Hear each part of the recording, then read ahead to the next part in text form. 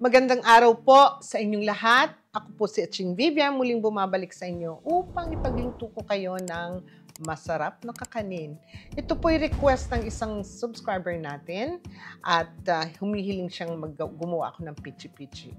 Ang mga pichi-pichi ngayon ay iba't ibang klase na. Maraming may naglalagay ng mga caramel or cheese sa ibabaw. Pero yung gagawin ko po, yung original pichi-pichi ng Pilipino. Ito po ang ating mga ingredients. Ang ratio ko is 2:2 lahat. Madali niyong tatandaan. Except for my vanilla. Kasi ang kailangan ko lang dyan is 1 tablespoon. Alright, so we need 2 cups of dark brown sugar, 2 cups of water, 2 teaspoons of lye water, 2 packs of grated cassava. Nabibili po yung cassava dito is grated na and frozen. So I need 2 packs of this. Each pack is 1 pound or 16 ounce. So basically sa Pilipinas, gagamit kayo ng 1 kilo.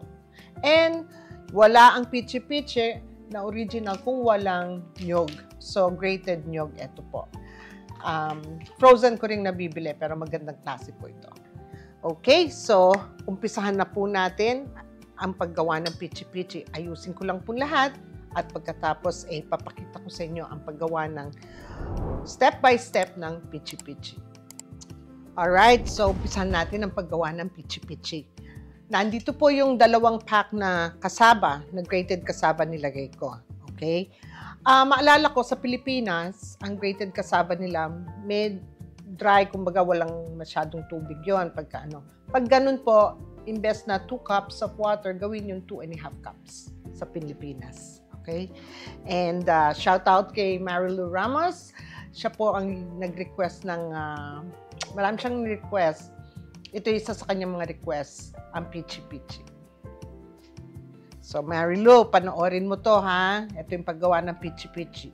So ito na yung cassava. We'll put in our water, 2 cups of water. Lagay natin ang ating 2 cups of dark brown sugar.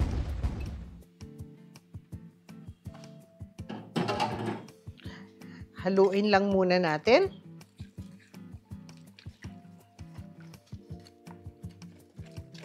Okay. Ngayon naman, nahalo na. Ilagay natin ang 2 teaspoon lye water or lihia.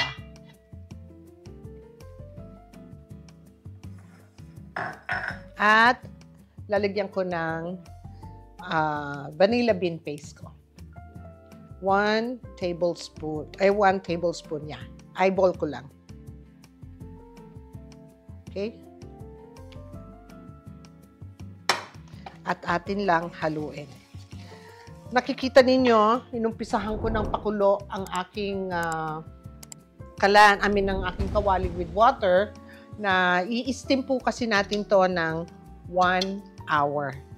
So, exactly 1 hour, ito ay tapos. Ngayon, lilipat ko sila sa 2 tray na to. Again, nilagyan ko siya ng palm spray para madali siyang matanggal. Konti lang.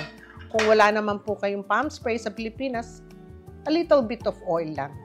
Para lang madaling matanggal sa ating mga tray. Okay, so this is all well mixed. Gagawin po natin ngayon ay ibubuhos natin to sa ating mga tray. Huwag niyong masyadong kakapalan para hindi matigas ang dating.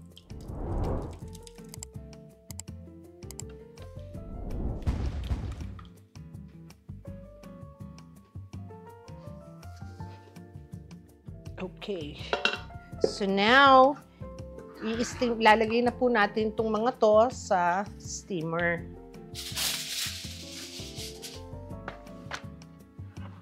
Kaya gustong-gusto kong ginagamit ang bamboo steamer eh. Hindi siya masyadong nag-create ng tubig. Anyway, before I start, Shout out ako kay Miss Helen Brandenburg.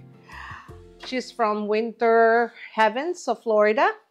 She copied the Biko at naging successful ang result niya.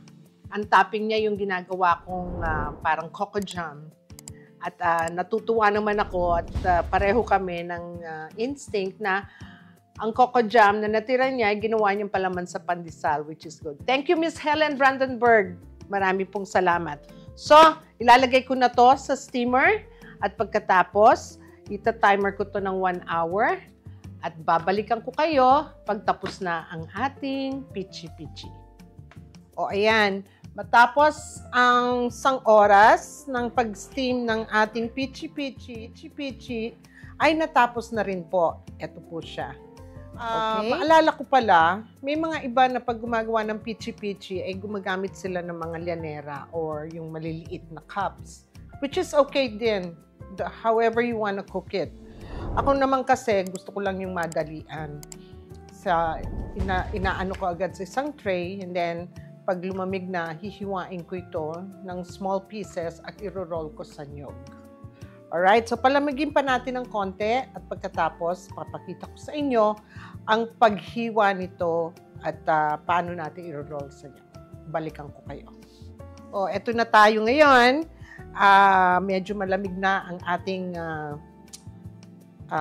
pichi-pichi. So, hihiwain ko. Kaya gusto ko siyang laging niluluto lang sa tray kasi mabilis po itong, mas mabilis ang paggawa kaysa yung isa-isa mo pang ilalagay sa mga llanera. Hihiwain ko lang siya. You can cut it the way you want it. Malaki man o maliit ang gusto niyo, pero ako bite size lang. Okay? So ganyan lang po. Tapos iro-roll lang natin sa niyog. Ganun lang kadali.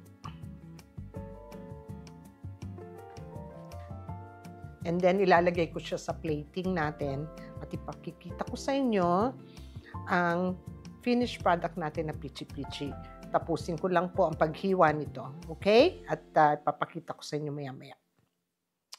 Ano masasabi niyo sa ating pichi-pichi? Napakaganda. Inartihan ko na naman ang aking presentation sa inyo.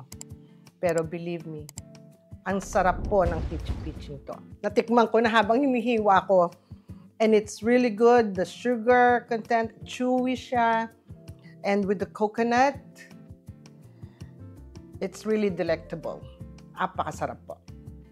Ito ang isa sa mga dessert o panghimagas natin sa Pilipinas na marami klaseng pichi-pichi.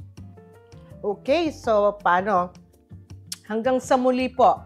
Maraming salamat po sa inyo, sa mga subscribers ko, sa mga nanonood. Ako po'y taus-pusong papasalamat sa inyo sa walang sawa ninyong panunood sa aking mga video. Thank you po. To God be the glory. Maraming salamat po. Hanggang sa muli, tayo magluluto ulit. Bye!